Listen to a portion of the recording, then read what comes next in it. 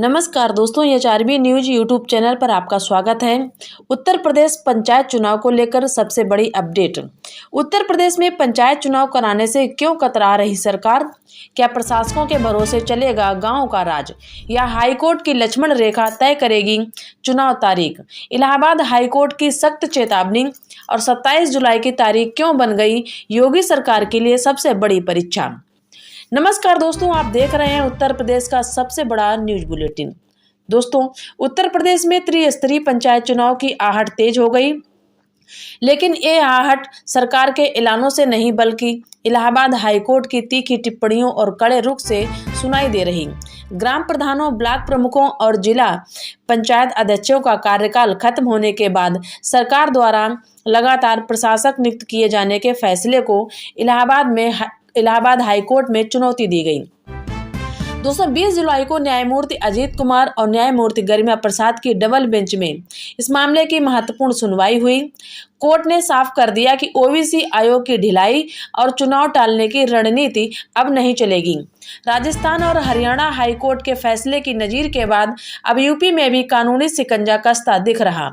आखिर 20 जुलाई की सुनवाई में कोर्ट रूम के अंदर क्या क्या हुआ, ओबीसी आयोग की रिपोर्ट कहां अटकी और 20 जुलाई को दोपहर 2 बजे क्या बड़ा फैसला आया? उत्तर प्रदेश में पंचायत चुनाव कराने को लेकर आज इलाहाबाद हाईकोर्ट में एक बेहद अहम सुनवाई हुई। मामला जुड़ा है प्रदेश की हजारों ग्राम पंचायतों, क्षेत्रों और जिलों में प्रशासकों के कार्यकाल से सरकार चुनाव कराने के बजाय एक के बाद एक प्रशासक नियुक्त करती जा रही, जिस पर अब हाईकोर्ट ने सख्त रुख अपना लिया। पूरी अपडेट के लिए हमारे साथ बने रहिए, वीडियो को लास्ट तक जरूर देखिएगा। 20 जुलाई को इलाहाबाद हाईकोर्ट की डबल बेंच में 5 याचिकाओं पर सुनवाई हुई।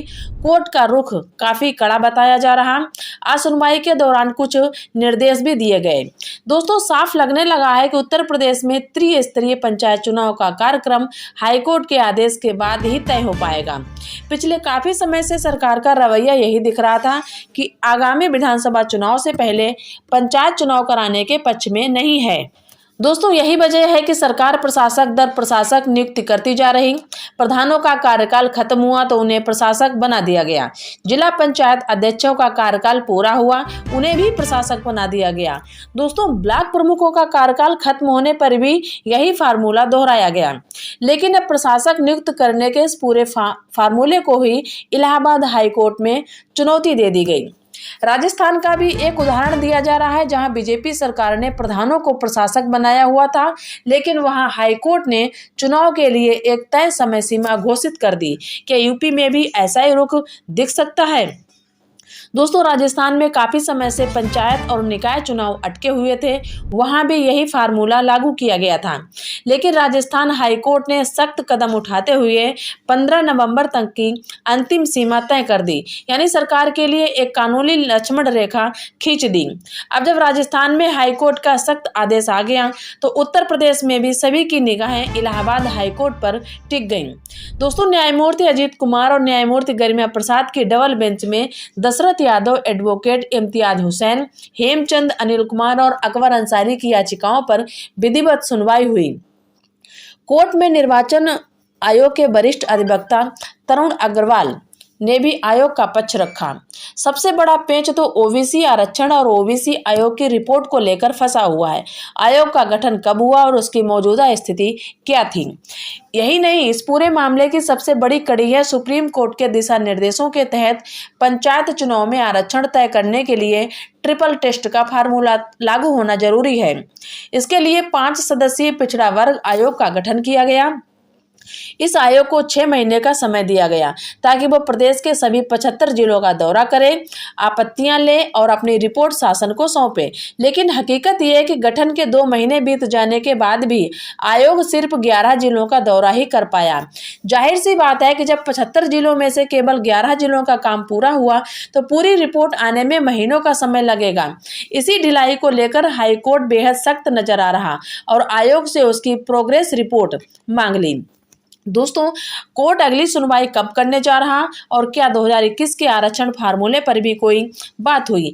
पहले कोर्ट 23 जुलाई की तारीख पर विचार कर रहा था, लेकिन स्टेट काउंसिल के वकील की मांग पर अब अगली सुनवाई 27 जुलाई को दोपहर 2 बजे तय की गई। जहां तक आरक्षण का सवाल है, पिछली सुनवाई के दौरान कोर्ट ने एक विकल्प ये भी टिप्पणी के तौर पर रखा था कि यदि ओबीसी आयोग की रिपोर्ट में अत्यधिक देरी हो रही है तो क्या 2021 के आरक्षण फार्मूले में 2% की बढ़ोतरी करके चुनाव कराए जा सकते हैं। हालांकि कानूनी जानकारों का मानना है कि सुप्रीम कोर्ट के ट्रिपल टेस्ट आदेश के तहत ही अंतिम फैसला होगा। राज्य निर्वाचन आयोग कोर्ट को पहले ही बता चुका है कि वो चुनाव कराने के लिए पूरी तरह तैयार है। ऐसे में सारा दामोदर अब ओबीसी आयोग की रिपोर्ट और 27 जुलाई को हाईकोर्ट द्वारा दिए जाने वाले संभावित आदेश पर टिका है। दोस्तों, योगी सरकार भले ही विधानसभा चुनाव से पहले पंचायत चुनाव टालने की रणनीति पर दिख रही है, लेकिन हाईकोर्ट के सख्त रवैये ने अब सरकार और प्रशासन दोनों के पसीने छुड़ा दिए। क्या 27 जुलाई दोपहर 2 बजे इलाहाबाद हाईकोर्ट यूपी में पंचायत चुनाव कराने के लिए कोई तय समय सीमा घोषित करेगा? क्या प्रधानों को प्रशासक बनाने की व्यवस्था खत्म होगी?